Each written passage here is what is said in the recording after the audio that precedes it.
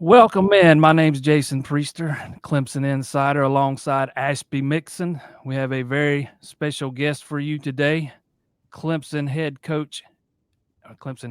baseball coach, Erik Bakich.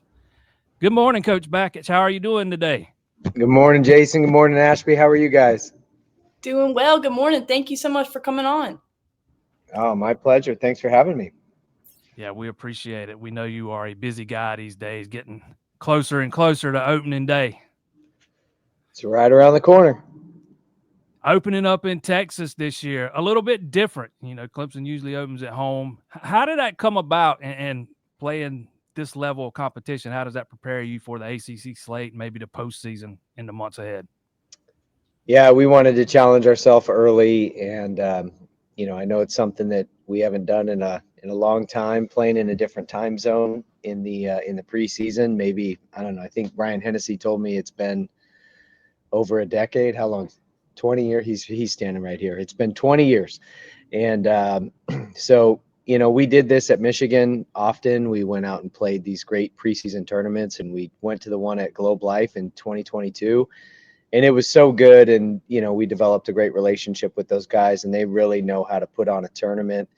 And so it's six really good teams showing up, get to play in a major league stadium. They do a first class job. So combination of getting to challenge ourselves early, get punched in the mouth, which is a great opportunity to get exposed a little bit. We want to win all the games, obviously, but find things that we need to work on that you may not quite discover until you play really good teams and comparable teams. So open up out of the chute with a nationally ranked Oklahoma State, a nationally ranked Arizona, and then Ole Miss, who will probably be nationally ranked at some point as well, and they're an outstanding program, as everyone knows. So really just opportunity to get out of our comfort zone, travel as a team, get challenged, find opportunities for growth, and I think it'll be great preparation for the ACC slate and for the postseason after that. Coach, when you're starting a new season and you lose so many veterans, when do you begin to find kind of your team's identity? Is that something that happens in the fall? Is that something that happens now when you guys are traveling? Or is that something that you'll be able to tell me better in March or April? Yeah, so when we lose superstar players, Caden Grice, Cooper Ingle, you got to reload the next year. Then you lose superstar players at Blake Wright and all these guys Tristan Smith, Jimmy Overtop, all the great players we lost, Willie T, Jacob Hinderleiter, Alden Mathis, all these great contributors. You just got to reload, and then the identity of each team is discovered along the way. As you get knocked down and get back up, you find out what you're all about. And a lot of times that journey and that discovery process of what the true identity and character traits are of the team, that's where the magic is. And that's what I'm excited about with this team, because on paper, we look great. We're inner squatting, everybody's happy. All of our classroom sessions, it's unbelievable. But we'll see when the garbage starts to hit the fan and roles start to be identified and the playing time gets cut in half, and then we get punched in the mouth. We'll see how we respond, and that will determine the identity of this group over the period of the next 6 months. Coach, expectations are high for your group this year. Regional in your first year, super regional in your second year. So the next logical step would be Omaha, right? I mean, you seem to have the pieces in place. What's it going to take to make that kind of run? Yeah, we're totally good with being judged based on how far we progress in the postseason. It's our season will be deemed a success or not based on our ability to advance all the way through the month of June.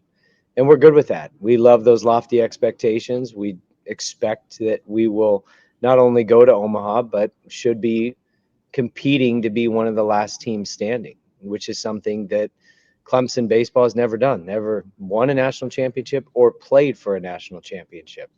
So I don't see any reason with this particular group why that can't be part of our goals and part of the opportunities that we have ahead. So yeah, we've set the goals high, but we embrace the expectations, knowing that we have a huge opportunity along the early preseason slate, the ACC slate, the South Carolina series. Obviously, that means a lot to a lot of people, including us.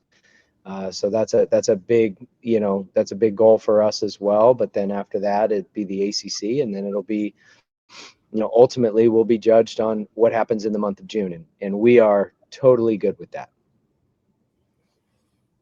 Coach, I want to talk a little bit about the culture that you've built and are building at Clemson baseball. When you're bringing in transfers or recruits, I know you've talked about how the first thing you look at is it going to be a culture fit? What are some of those characteristics that you see in people to say, are you going to fit the culture here at Clemson? Sure. Yeah. And the culture, you're right, Ashby, it's being built over a long period of time. So what we do is we create an environment, a training environment, a classroom environment, but that environment is shaped by daily behaviors. Those daily behaviors over a long period of time then create that culture. So we're still building it here. New staff, new coaching staff doesn't come in and say, here's our culture, let's go. So it has to be built. You're absolutely right about that. And then as we target new players, they have to be supremely physically talented. Like we're only going after the top 1%, right? And then there's a lot of really good players in the country. There's a lot of great high school players. There's a lot of great kids in the transfer portal. So then the process then really becomes this filtering method where when you ask, are they a great culture fit? Well, you start to think about what are the character traits that we want. And a lot of those character traits are centered around a team first mentality. And in today's world, you have a lot of kids, especially in the transfer portal, that are just in the transfer portal for their own personal monetary gain or their own personal statistical gain or whatever the case may be. And the focus isn't always being a part of a winner.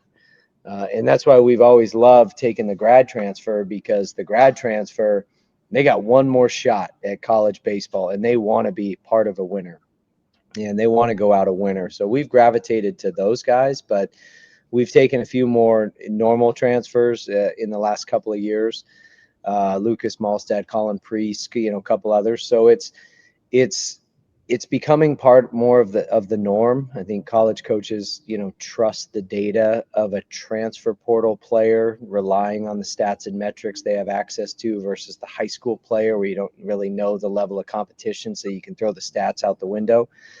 But they have to be the right fit as a person. And so you really just have to go to work as a staff. And this is where our staff is really good and instinctual of getting to know the families, getting to know how they've been raised, getting to know their values as a family and make sure those align with our program values at the same time. And when you find the combination of supremely talented physical player with supremely talented character traits, then that's who we're going after.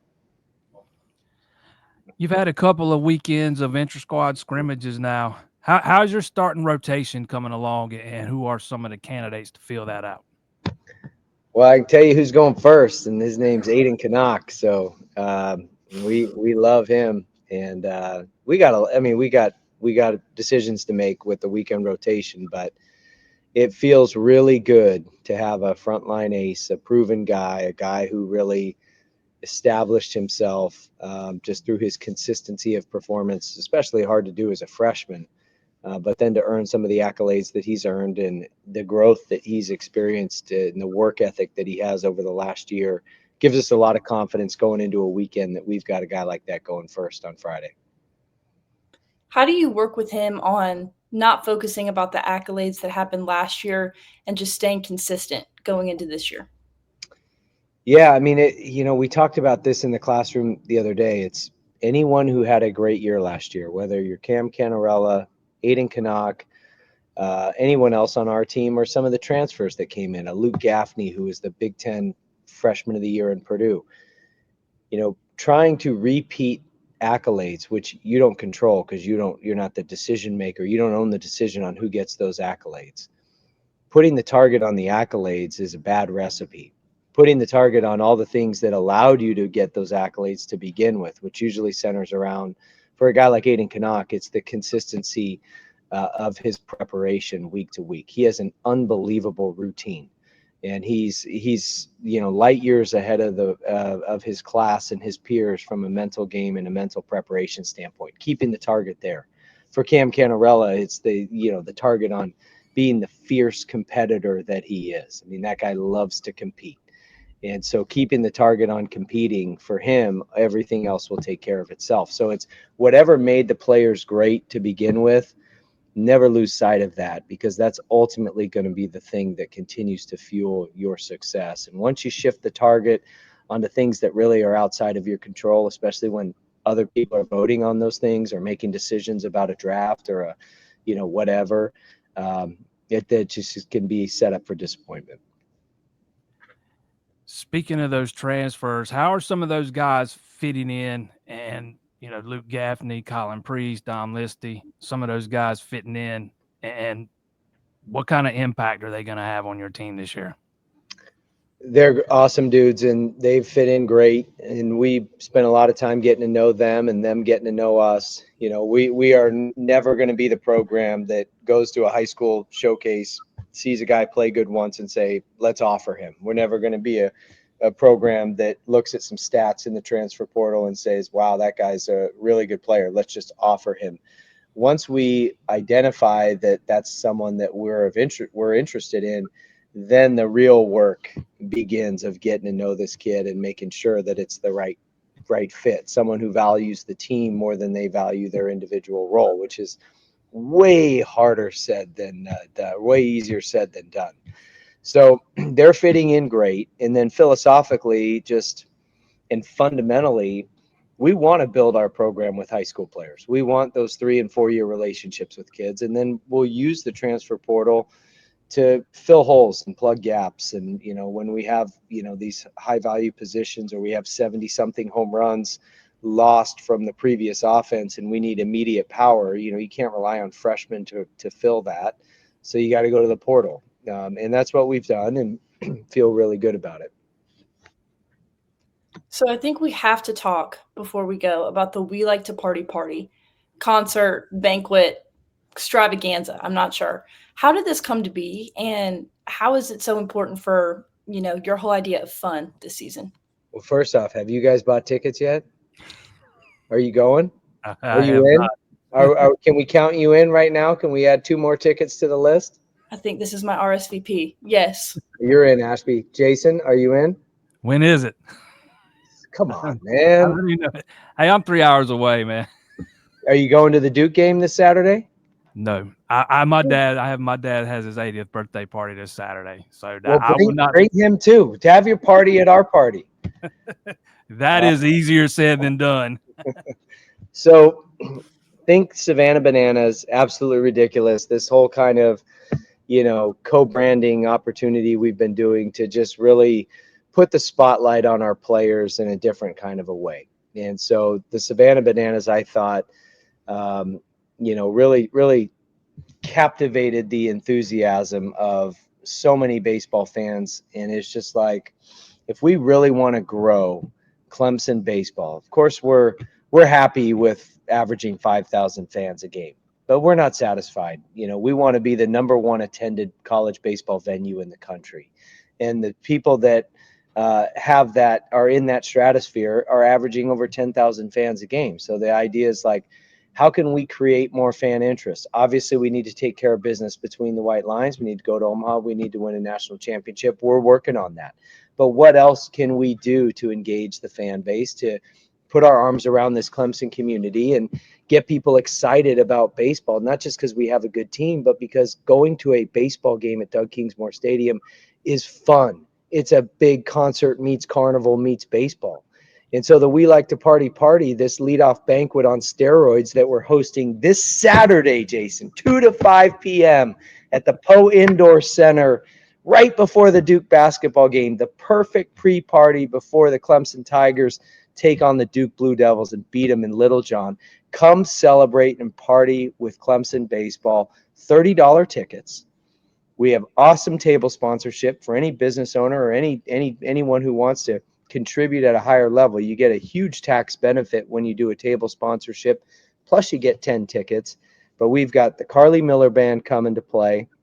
We've got all kinds of carnival games and fun games that our players are going to be, kind of the carnival workers at this thing and engaging with the fan base. And then we'll do a run of show where we'll introduce Team 128, and it'll be awesome. I mean, it's going to be totally awesome. It's totally different than the typical boring leadoff banquet, just like we want our crowds and our environment here to be totally different than the typical boring baseball game. So we're looking at completely re-energizing and re-engaging the crowd. I have it burned in my mind what it sounded like, what it felt like in the postseason last year with the regional and the super regional, burned into our minds what it was like for the Savannah Bananas. And we want to recreate all that as often as possible. Speaking of the Bananas, I think I asked you this a few months ago after the exhibition there, but you didn't really know. What are the chances of seeing future exhibitions against those guys there at Doug Kingsmore? I would say 100%. Maybe on an annual basis? Maybe. We'll see.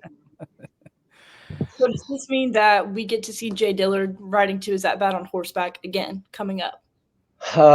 Possibly. Whiskey, the horse Whiskey, that was a late addition. We had like 6 horses that canceled on us, and then Whiskey showed up day of, and we didn't have any time to prep except for like two practice runs, but we had no idea how that was going to go. So I'm glad it worked out.